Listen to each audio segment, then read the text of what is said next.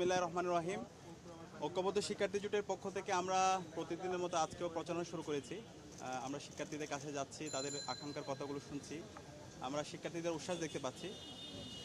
শিক্ষার্থীদের যে আকাঙ্ক্ষা, তাদের যে প্রত্যাশা, সেটা ইতিমধ্যে আমাদের যে ইশতেহার, সেই ইশতেহারে তার প্রতিচ্ছবি এসেছে।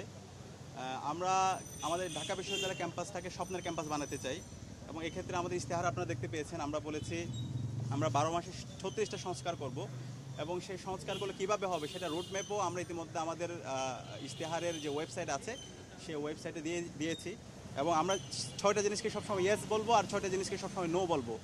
সেই ইয়েসগুলো হচ্ছে নিরাপদ ক্যাম্পাস, যেটা সবার দাবি; আবাসন সংকট সমাধান; 3 নাম্বার হচ্ছে নারী শিক্ষার্থীদের নিরাপত্তা নিশ্চিত করা; 4 চিকিৎসা সুবিধা ও স্বাস্থ্যসম্মত খাবার; 5 উন্নত পরিবহন; 6 ক্যারিয়ার গঠনে পর্যাপ্ত তথ্য ও সেবা।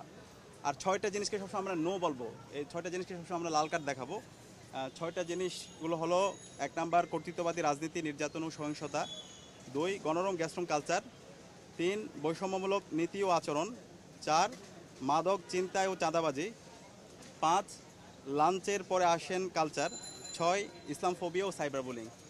এবং আমাদের ওভারঅল কাজগুলো আর কিভাবে বাস্তবায়ন হবে, আমাদের সম্পাদকরা কিভাবে তাদের কাজগুলো বাস্তবায়ন করবে, সেই কাজের সম্পূর্ণ রূপরেখা আমাদের যে ওয়েবসাইট আছে ঐক্যবদ্ধ শিক্ষার্থী জোটের ওয়েবসাইট, সেখানে ইতিমধ্যে ঘোষণা দেওয়া হয়েছে। তো ঐক্যবদ্ধ শিক্ষার্থী জোটের শিক্ষার্থী বান্ধব যে কাজ, ছাত্র বান্ধব যে কাজ, সে কাজে ঈর্ষান্বিত হয়ে আমরা দেখতে পাচ্ছি যারা আমাদের প্রতিপক্ষ আছে, যারা আমাদের বন্ধুপ্রতিম আছে, তারা ক্রমাগত আমাদের বিরুদ্ধে বিষোদ্গার করছে। আপনারা জানেন ঐক্যবদ্ধ শিক্ষার্থী জোট আমরা যেদিন প্রচারণা শুরু করেছি সেদিন আমাদের যে প্রচারণা সামগ্রী ছিল সেই পেস্টুনগুলোকে ভেঙে দেওয়া হয়েছিল এবং আমাদের যে নারী প্রার্থী ছিল, নারী প্রার্থীর ছবি বিকৃত করা হয়েছে।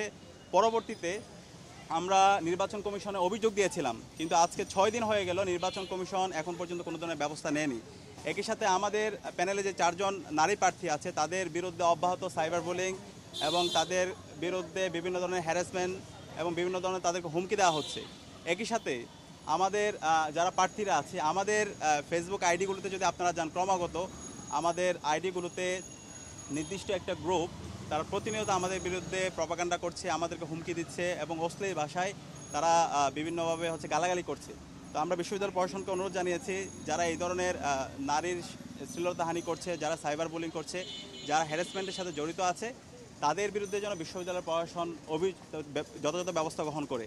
এবং গতকালকে আপনারা দেখতে পেয়েছেন ঢাকা বিশ্ববিদ্যালয়ের একজন বিকৃত মস্তিষ্কের শিক্ষার্থী, সে একজন নারী শিক্ষার্থীকে অশ্লীল ভাষায় সে শব্দচয়ন করেছে এবং এটার প্রতিবাদে আমরা ইনস্ট্যান্ট বিশ্ববিদ্যালয় প্রশাসনকে জানিয়েছি, প্রক্টর অফিসের সাথে কথা বলেছি এবং আমরা বলেছি তার বিরুদ্ধে যেন ব্যবস্থা নেওয়া হয় এবং প্রক্টোরিয়াল টিমকে আমরা আমাদের আবেদনপত্র জমা দিয়েছি। তো এখন পর্যন্ত আমরা বিশ্ববিদ্যালয় প্রশাসনের কোনো ধরনের ব্যবস্থা দেখতে পাইনি। তো আমরা আমাদের অবস্থান পরিষ্কার, বিশ্ববিদ্যালয় প্রশাসন, নির্বাচন কমিশন শুরু থেকে যদি নারীদের বিরুদ্ধে যে সাইবার বুলিং হচ্ছে সেখানে যদি তারা ব্যবস্থা গ্রহণ করতো তাহলে এই ঘটনাগুলো ঘটতো না। আমরা শুরু থেকে বারবার এই বিষয়গুলো বলার পরও বিশ্ববিদ্যালয় প্রশাসন তারা কোনো ধরনের ব্যবস্থা গ্রহণ করছে না। এবং একই সাথে আমরা দেখতে পাচ্ছি আমাদের যারা বন্ধুপ্রতিম, যারা একসাথে আমরা লড়াই সংগ্রাম করেছি, তাদের আমাদের বিরুদ্ধে সিন্ডিকেটের প্রপাগান্ডা, যখন আমাদের নারী শিক্ষার্থীদের উপর তাদের উপর বিভিন্ন ধরনের হ্যারাসমেন্ট হচ্ছে, সাইবার বুলিং হচ্ছে, তখন তারা নীরব থাকছে। আবার আমরা যখন অপরাধীদের বিচারের কথা বলছি তখন তারা আমাদের উপর আবার দায় দিয়ে দিচ্ছে। তো এই ধরনের দায় দিয়ে দেওয়ার মাধ্যমে যে অপরাধী সে দায় মুক্তি পাচ্ছে। আমাদের অবস্থান পরিষ্কার, যে অপরাধী তার বিচার হইতে হবে। এবং গতকালকে যে ছেলে আলী হুসাইন, যার বিরুদ্ধে অভিযোগ এসেছে, আমরা দেখতে পেয়েছি ফেসবুকে ছাত্রদলের সাথে তার অনেকগুলো পোস্ট কানেক্টেড।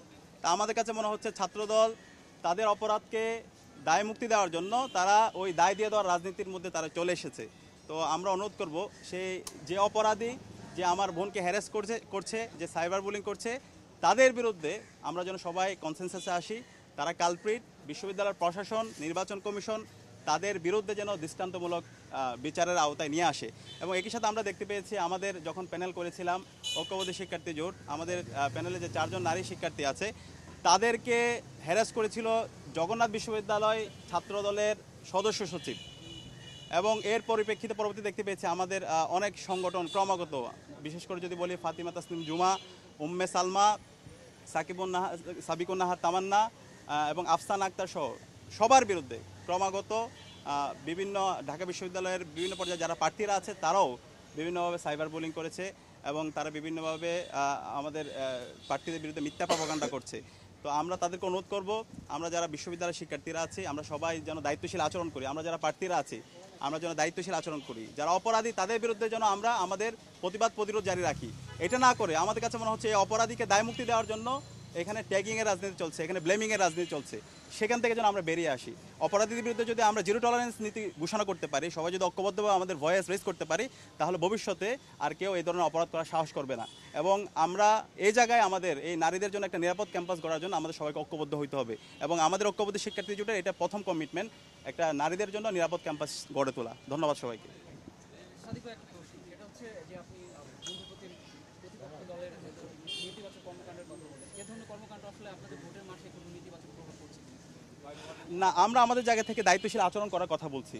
এবং আমরা যদি দেখি 1 বছর জুড়ে আমরা আমাদের বন্ধুপ্রতিম যারা তাদের যদি ঘটনা প্রায় 30টার উপরে রেপের ঘটনা আছে এবং তাদেরকে বহিষ্কারের অসংখ্য ঘটনা আছে।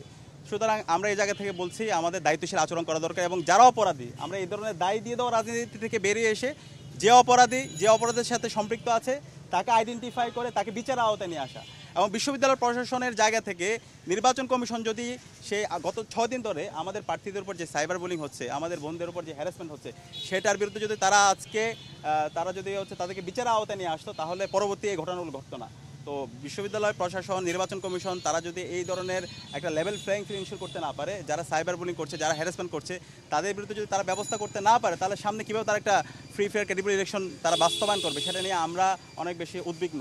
তো আমরা আশা করব এখন পর্যন্ত যে অভিযোগগুলো এসেছে, আমরা যে অভিযোগগুলো দিয়েছি প্রত্যেকটা অভিযোগের যেন তারা বিচারের আওতায় নিয়ে আসে এবং দৃষ্টান্তমূলক বিচারের মাধ্যমে একটা লেভেল প্লেইং ফিল্ড যেন ইনশিওর করে। ধন্যবাদ সবাইকে।